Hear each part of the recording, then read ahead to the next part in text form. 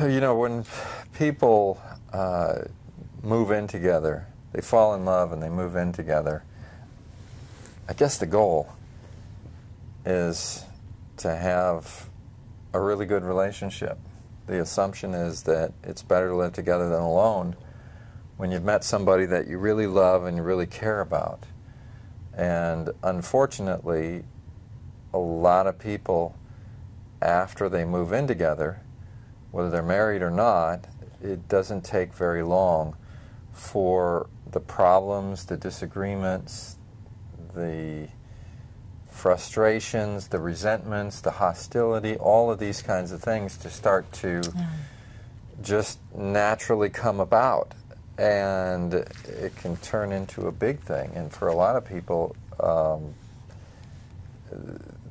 it doesn't last.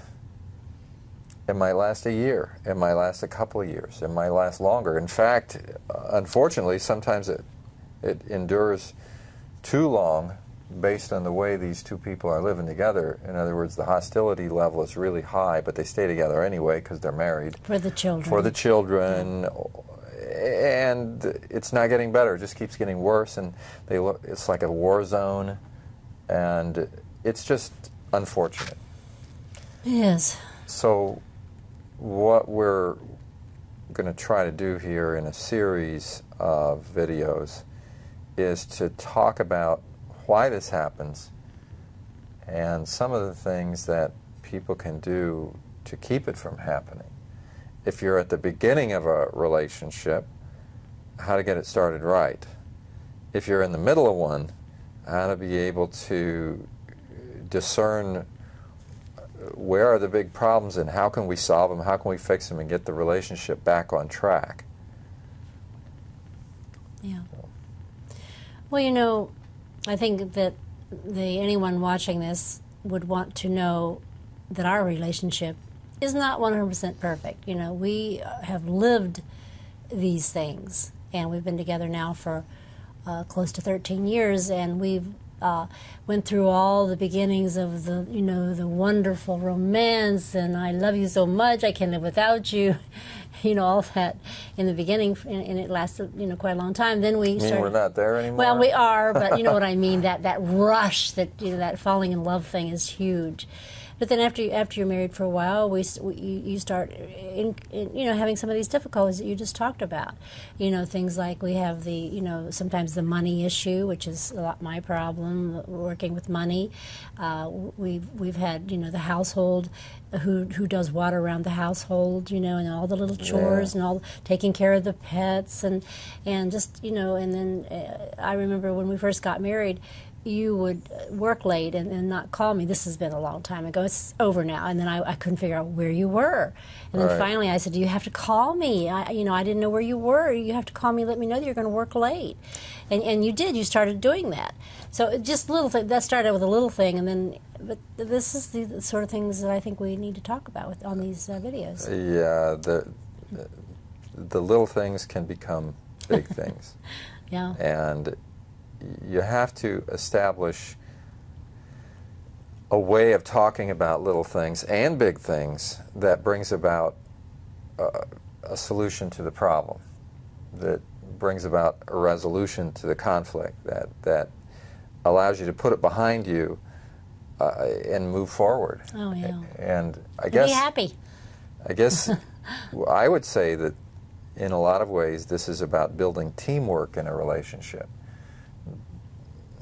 I borrow that term from the business world, but I think it really fits at home a lot in relationships, because you hope that when you move in with somebody, when you begin a relationship, when you get married, whatever the relationship is about, that you're moving into a place of teamwork. You're becoming a team. You have become a team.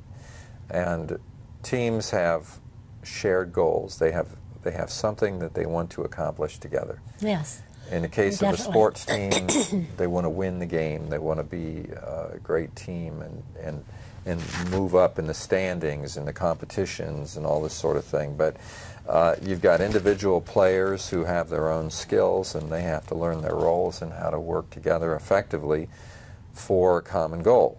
And there can be contention among team members. They got to be able to get over the contention and be able to figure out how to support each other effectively. And that seems to be one of the missing things that needs to happen in relationships, that we lose sight of that. Yeah, well, you know, we want love. We want love so desperately. We want contentment. We want a peaceful home. We want excitement. We want a lot of things, and a lot of times we expect it out of one another. And in order to build that type of teamwork, you have to have the teamwork to have the love. If you don't have the teamwork, everything's going to go awry. You have to be able to work as a team and communicate as a team. Learn it's almost like a dance. Learn to dance together. I move forward, you move back. You move forward, I move back. There's a harmonious possibility in relationship, and I think that's what we're talking about here is teamwork, working in harmony together to keep this thing moving forward. We've often talked about relationship. When you get married, you give birth to a relationship. It's like a child you've given birth to, and that child is very vulnerable and young, and you have to nurture it and love it and take care of it and listen to it and care about it in order for it to grow into a strong, healthy child relationship. And I think that's what we want to talk about in these videos, is how to take that small child we've given birth to, the relationship, and have it grow into something strong and healthy, rather than have it deteriorate and die, wither away right in front of us. Yeah. And it can happen so easily. It can happen so easily, and it's very scary how easily it can happen. Yeah, it's, I guess, probably good for us to point out, too, that we've made mistakes and we've lived through the mistakes, and that's how you learn.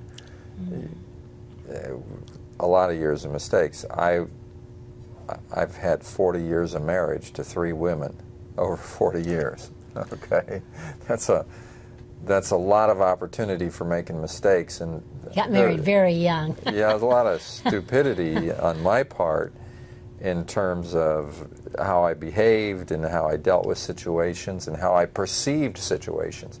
You know, a lot is about your perception, and if you perceive it's the other person's problem, you're right and they're wrong, and you don't budge from that.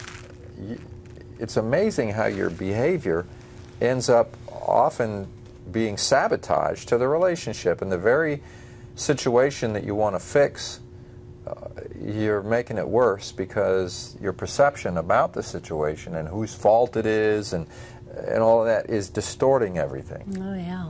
And it's really important to bring things back into perspective and to take some ownership and realize that, you know, each partner has to take ownership of their own problems and to be able to deal with that. And I think that's one of the things I want to bring out in this series, is just this whole thing about ownership.